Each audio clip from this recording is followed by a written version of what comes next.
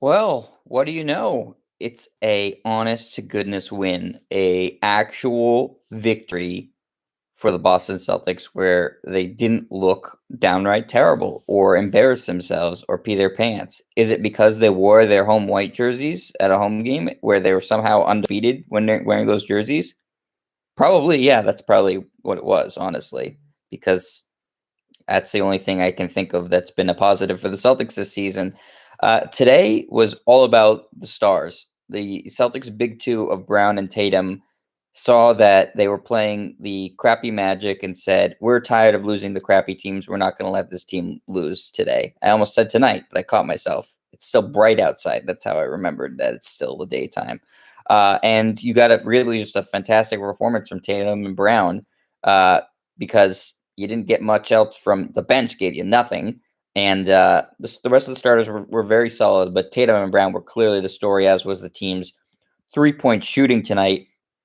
The Celtics finished one off a team record with their 3-point shooting. They hit 23 threes tonight.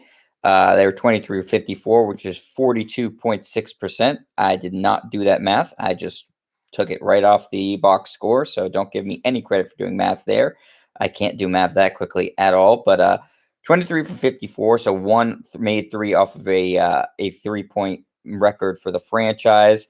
Here are some of the 3-point shooting numbers, which were, again, outstanding.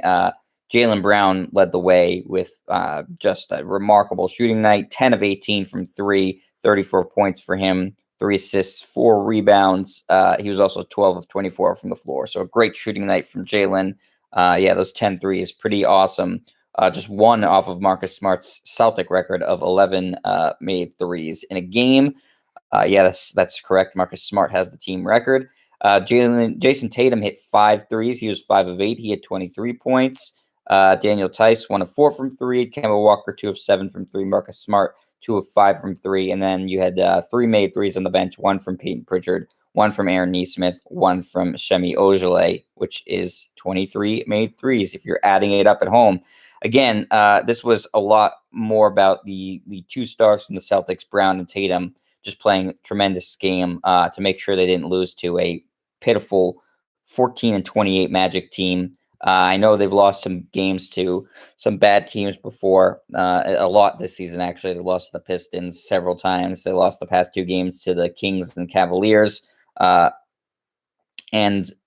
the difference, I think, between those teams, especially the last 2 losses to the Kings and the Cavaliers, is bad teams that are young are not going to quit. Bad teams that have veterans like this Magic team, they'll pack it in. So I think where the Celtics struggled the past couple of days with those teams, those young bad teams who are just going to still give it 100% and say, "Hey, we're playing the Celtics today. Like, let's get this Brown and Tatum. Like, let's get a marquee victory for us, and this will feel really good."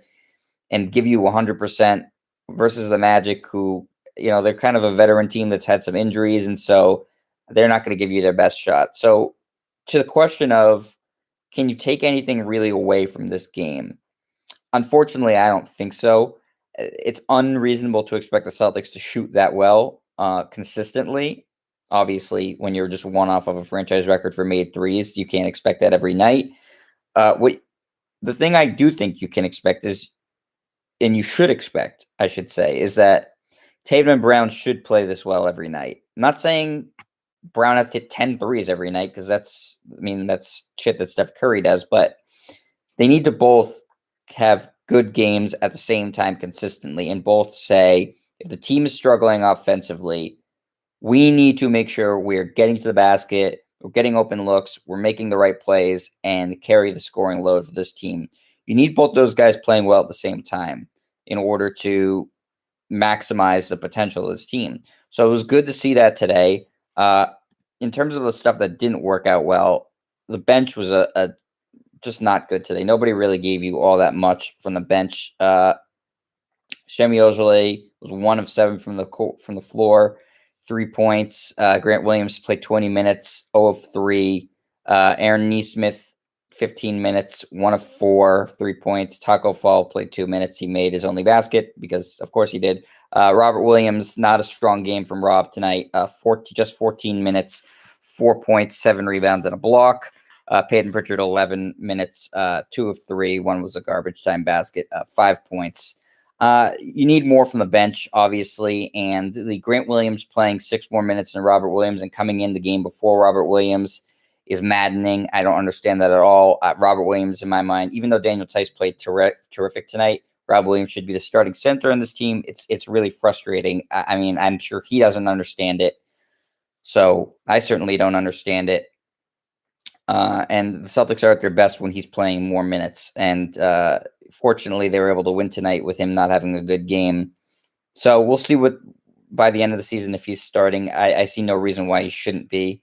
Though I could see, based off of how Brad Stevens seems to feel about him, I could see him being traded away at the deadline, which I think would be a real bummer. But we'll see. The deadline is next week. The Celtics are right back at it again tomorrow against Memphis. Not too much to talk about tonight because, or today, because I did say tonight. They played well for the first time in a while. But again, let's keep it in context. They played a really bad Magic team that had no motivation to win this game at all.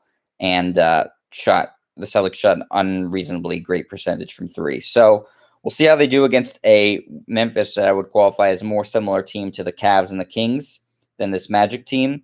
So should be a better test and a better idea of what if the Celtics team have actually made any sort of strides to turn a corner here. So we'll see after that game. Enjoy the rest of your Sunday, everybody. And I'll be back tomorrow with the post game for the Memphis Grizzlies contest. I don't know why it took me so long to spit that out. But all right, everybody, remember to like and subscribe. Thumbs up. Tell your friends, family, everybody. And I'll see you later.